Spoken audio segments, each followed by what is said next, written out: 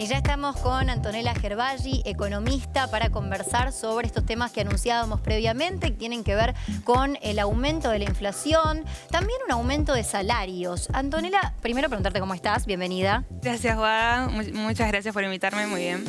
Mira, yo lo que me pregunto es, ¿van en línea los aumentos de salarios con los aumentos de la inflación?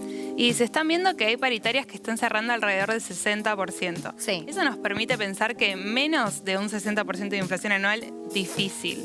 Difícil porque en general los salarios vemos que vienen perdiendo contra la inflación. Si ya están pidiendo 60 con cláusulas de revisión, significa que anualmente podemos esperar algo más arriba del 60. Es más, te digo más, se habló de que Sergio Palazzo, el sindicalista de bancaria, le dieron a elegir entre dos opciones, 80% sin revisión o un 60% con revisión. Esto significa que él no puede decirte que va a cerrar en 80, sino que prefiere tener la puerta abierta. Estamos frente a muchísima incertidumbre, ¿no? Entonces, ante ese escenario dicen, bueno, me resguardo con esto y abro la puerta a una revisión.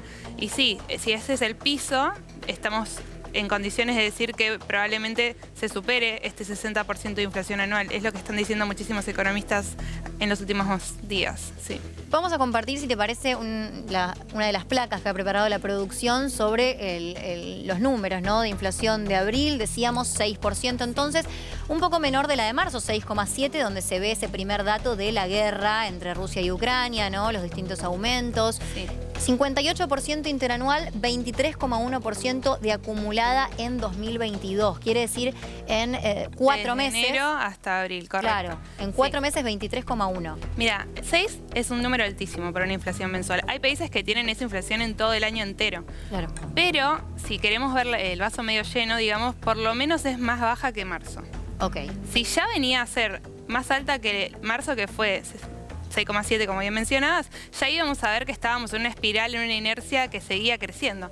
Siendo 6, digo, bueno, hay alguna esperanza de que tienda a ir bajando. El gobierno está diciendo esto, ¿no? Bueno, sí es alta todavía, pero en mayo va a ser más baja y vamos a ir acercándonos. Es más, hasta Alberto Fernández se animó a decir que en octubre iba a ser 3%. Que octubre parece largo plazo, ¿no? Y bueno, vos sabés que yo iba a preguntarte sobre esta previsibilidad, ¿no?, de ya afirmar que en los próximos meses va a seguir bajando. Porque esto es un lema, digamos, que se viene sosteniendo desde que empezó el año quizás, y en el medio se desata esta guerra inesperada, obviamente, pero que hace elevar la inflación. Digo, ¿hay una forma de prever, de afirmar concretamente que va a seguir bajando la inflación? Para mí es muy arriesgado, la afirmación bastante arriesgada, y octubre parece 2025 en nuestro contexto, ¿no? Parece algo súper lejano. A mí me parece bastante arriesgado, pero ¿qué se busca cuando se afirman estas cosas? Intentar calmar a las expectativas, porque los formadores de precios, según lo que piensen que va a subir o que la inflación va a ser después, es donde van a ir remarcando quizás estos precios. Entonces necesitan calmar, y que si, por ejemplo, en mayo la inflación da 5,9, como para ser exagerada, ya ahí eso sería otra batalla ganada y vamos muy a poco yendo hacia la convergencia. Ojalá que siga la convergencia, pero sí está bastante alta la inflación y es bastante preocupante porque nosotros sabemos vivir con inflación. Somos un país que viene de 40% anual, pero ya con números que empiezan a asustar, empieza a recalentarse la economía, y lo que va a pasar, o lo que puede llegar a pasar, es que se vea el consumo afectado, que eso es lo que más preocupa al gobierno, más allá de la inflación.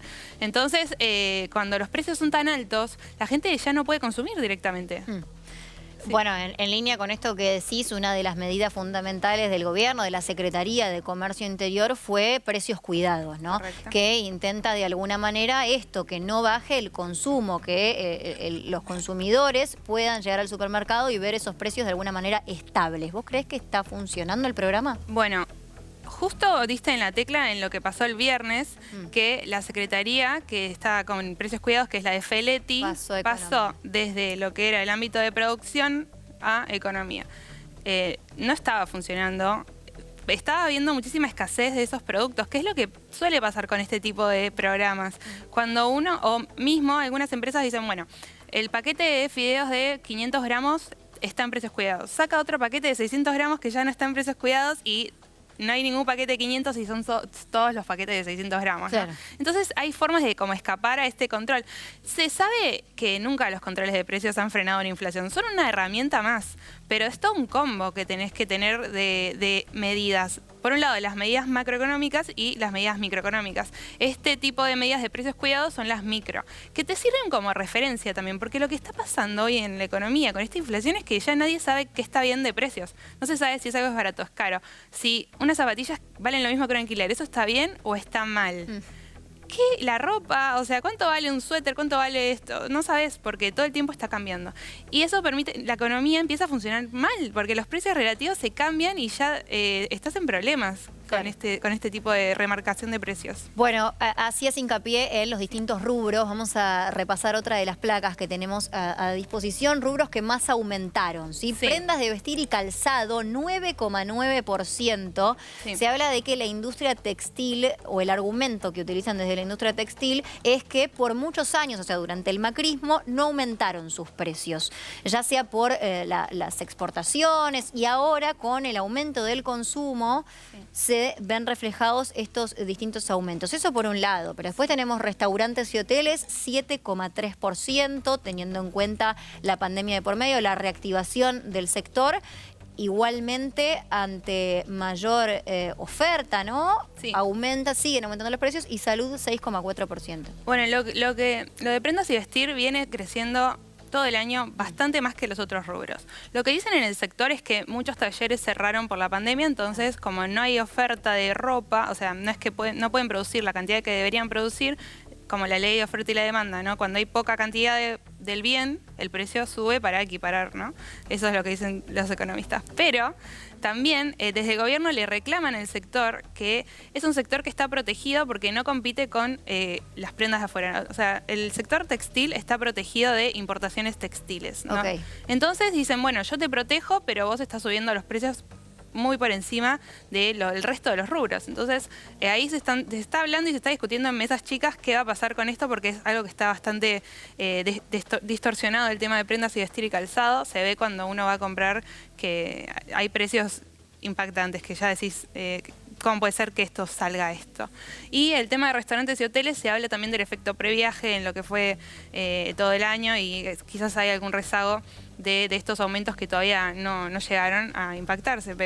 Y la salud es uno de los regulados que se habla de bienes regulados y no regulados. Lo que es salud, las tarifas de las prepagas siempre se discuten con el gobierno. Lo mismo en lo que va a pasar también, lo que se espera que pase con el tema de las tarifas, que también son reguladas, que también van a aumentar, ¿no? Entonces esto, y la salud está dividida en 3 aumentos. Uno ya empieza a esperar, bueno, de base ya tenés aumentos estipulados de precios regulados, que son bien las tarifas, y el tema de las prepagas que se dividieron en 3. Está habiendo un tema con los medicamentos también, que con las importaciones, que los precios. Entonces ahí ya esperás que la inflación no va enseguida a calmarse si tenés cosas que todavía no aumentaron. Claro. Se está esperando que aumenten, sí. Hablabas del aumento de tarifas, ¿sí? Audiencias públicas se llevaron adelante la semana pasada del agua, anteriormente del gas, de la tarifa eléctrica también. Van a impactar a partir de junio. Sí. O sea, recién lo veríamos en los números, en julio sería. Sí, en julio se publican la inflación de junio. Claro. ¿Y cómo va a impactar en el bolsillo? Porque las paritarias se están discutiendo ahora. También se conoció el número de la canasta básica total, por un lado, 95.000 pesos necesitó una familia de 4 integrantes para no ser considerada pobre, y 42.000 aproximadamente para no ser considerada indigente, cuando el salario mínimo vital y móvil ahora está en 38.940. O sea, muchos datos. Y te sumo uno más que tengo en mi mente. Los alquileres ahora ajustan por inflación también con la nueva ley de alquileres. Entonces es toda una bola de aumentos y de quién aumenta primero para después volver y seguir aumentando. Pero bueno, sí, las tarifas es un punto que se negoció con el FMI también, el aumento de las tarifas. Claro. O sea, es algo que hay que cumplirlo, que va a pasar, que se negocia en las audiencias, pero no son vinculantes. Entonces van a ocurrir. Se habla de una quita de subsidios a los sectores 10% creo más rico, más pudiente. Sí. Después algo alrededor de un 20 y 40 para las clases medias, y unas tarifas especiales para jubilados o... Tarifa social. Claro, gente que recibe alguna ayuda distinta. Igual ponele que la inflación sea 60 y se aumentan las tarifas un 40, igualmente no estarían ni siquiera aumentando lo que sería la inflación. Así que sí va a impactar en los bolsillos como todo, pero ni siquiera estarían equiparándose al precio que deberían llegar a tener solo por la inflación. No hablemos de lo que nos aumentó en los 2 años anteriores. Y vos ponías como ejemplo el acuerdo, la negociación del gremio de la bancaria con respecto a la revisión. ¿Será necesario que todos los gremios vuelvan a adelantar las paritarias, como pasó ahora en abril, como pidió el gobierno? En la negociación seguramente la llamada cláusula gatillo. Y si no, ¿con qué cara vuelven a sus empleados, ¿no? Los gremios, con esta incertidumbre que hay. El tema es que todo vuelve a retroalimentar la inflación, porque lo mismo un trabajador pide que la paritaria se revise, pero las empresas mismas también, al revisar la paritaria, vuelven a remarcar precios y vuelve a ser la carrera del huevo y la gallina, porque en sí siempre todo, o sea, una cosa se remarca y después otra cosa se remarca y así. El tema es que para frenar la inflación, yo ya te tiro la solución. Claro. Antonella tiene la solución. No tengo la solución, pero cuando todo empieza a acelerarse y empieza a girar, necesitas el ancla que te frene, un precio que digas, bueno, este está fijo y el resto, bueno, va a tender a mirar eso para decir, bueno, hasta acá. ¿Y en dónde debería ponerse esa mirada? El ancla hoy en día, lo que está faltando es eso, o sea, el gobierno lo que está haciendo, bueno, el tipo de cambio, el dólar, se viene depreciando bastante todos los días, digamos, pero aún se está depreciando menos mensualmente que la inflación, ¿sí? Por ejemplo, en abril el tipo de cambio varió un 4% y tenemos una inflación del 6%. Entonces, el dólar se está apreciando. Esto en Argentina no es normal que ocurra, que haya una inflación que siga subiendo y un dólar que se está atrasando. O sea, en la convertibilidad lo que se hizo fue frenar el dólar y, bueno, cuando la ataste, los precios se volvieron, ¿no? Se anclaron, digamos. Ahora esa herramienta de ancla no está funcionando. Después existen otras anclas como los precios regulares o las tarifas, pero hoy la está subiendo. Entonces, ¿qué vas a hacer? ¿No? ¿Qué medidas vas a tomar? Entonces están en una encrucijada bastante importante. Se habla del déficit fiscal, se habla de la tasa de interés, que también se estaría subiendo. Pero bueno, me parece que el pase de la Secretaría de Comercio hacia el Ministerio de Economía está encaminada a intentar llegar a bajar la inflación, ya que estás más o menos nucleando bajo una misma cartera quizás las herramientas que necesitas. Ahora, ¿qué rol cumplen los formadores de precios? Digo, ¿no hay una especulación desde ese sector también? Porque últimamente se agarran mucho de los aumentos por el conflicto bélico, ¿no? Sí. Los productos que llegan de importación. Pero, ¿qué pasa con los especuladores? Yo creo que en todo momento, ¿no? No es que los especuladores nacieron en el 2022 y justo ahora tenemos un problema de inflación. Yo creo que es parte del juego de la economía, pero hoy estamos en un problema bastante importante. Sabemos que existe una cantidad de formadores de precios que no es finita, o sea, es bastante finita, no son tantos los empresarios que vos decís. Si hubiera que... Bueno, por ejemplo, las empresas alimentarias, uno ve muchas marcas, pero en realidad están nucleadas alrededor de, no sé, 10. Claro. ¿Viste? O sea, Nestlé, las famosas P&G también produce un montón de marcas que uno dice, Colgate, por ejemplo, no sé si se puede decir, pero productos son productos de marcas de primera necesidad que uno conoce, pero en realidad son todos un conglomerado de marcas, ¿no? Algunos países sí se sientan y discuten con empresas, eso se está haciendo en México con otra empresa muy famosa, que se pretende copiar acá, pero en realidad tenés que hacer eso, pero también tenés que tener una coherencia macroeconómica que te permita, porque, por ejemplo, en las marcas, en las prendas de vestir, volvemos a la ropa. Sí. ¿Cuántas marcas de ropa hay? Millones, infinitas. No puedes ir y sentarlos a todos. Entonces, si vos tenés que hacer la tarea de hacer una consistencia macroeconómica y microeconómica para que el país tienda a desinflacionarse, ¿no? Sí. Pero también está todo el contexto internacional que no ayuda, países que nunca tuvieron inflación con inflación. Es complicado, es 100% complicado. Un tema que se apareció de alguna manera en agenda en la última semana y que en realidad se viene hablando, ¿no? Son las retenciones, el aumento de retenciones. Sí. Una declaración del presidente Alberto Fernández que después se echó para atrás por mismos integrantes del gobierno. Ahí hay un análisis político quizás más bien que hacer, pero en términos económicos, ¿ayudaría un aumento de retenciones para el bolsillo de los pequeños consumidores? Tenés hay dos visiones, que las dos tienen, en mi visión, tienen razón. Por un lado, las retenciones se hacen sobre las exportaciones. ¿Sí? Las exportaciones al país, ¿para qué les sirven? Para que ingresen dólares. ¿Sí? Sí. Nosotros necesitamos los dólares porque necesitamos fortalecer nuestras reservas y aparte tenemos una deuda con el fondo que tenemos que pagar. Entonces, si vos le pones las retenciones a las exportaciones, estás desincentivando lo que son las exportaciones y no entrarían esos dólares. Por otro lado, los que favorecen esta medida dicen que esto permitiría desacoplar los precios internacionales con los precios nacionales.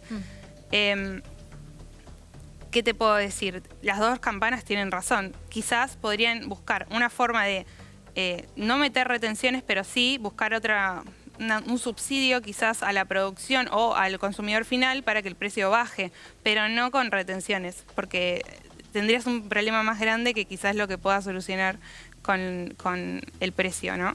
O sea, de todas formas debería tomarse una medida al respecto. Otra medida, sí, quizás no el de las retenciones, pero sí algo que pueda subsidiar el consumidor final directamente. ¿Cómo se ve desde la economía la implementación del fideicomiso del trigo, que en las últimas horas se supo que ya se hizo una inversión a las molineras, pero hay un conflicto ahí interno por quienes justamente van a acceder a implementarlo? Sí, hay un conflicto porque se dice que no todos están aportando al fideicomiso. Sí. Y bueno, entonces ahí tienen que ir están como los jugadores, que son los molinos, no están quizás los grandes contra los chicos, porque los grandes están aportando al fideicomiso y los chicos dicen van a hacer que el precio caiga demasiado, yo no voy a poder competir, entonces se va a generar quizás un oligopolio de molinos grandes, dejando afuera de la competencia a los chicos. Esta medida del fideicomiso vendría a ser una alternativa para intentar bajar los precios de las harinas, que es diferente a lo que es las retenciones directas. Claro. Pero en la práctica hoy en día aún no se ve el efecto. Vos vas a la góndola y vos no ves que el pan haya bajado, por ejemplo. Así que hoy no está siendo efectivo la medida. Muchas gracias, Antonella Gervasi, por estar aquí en los estudios de IP Noticias y por responder todas las consultas. Un gusto. Un gusto, muchas gracias.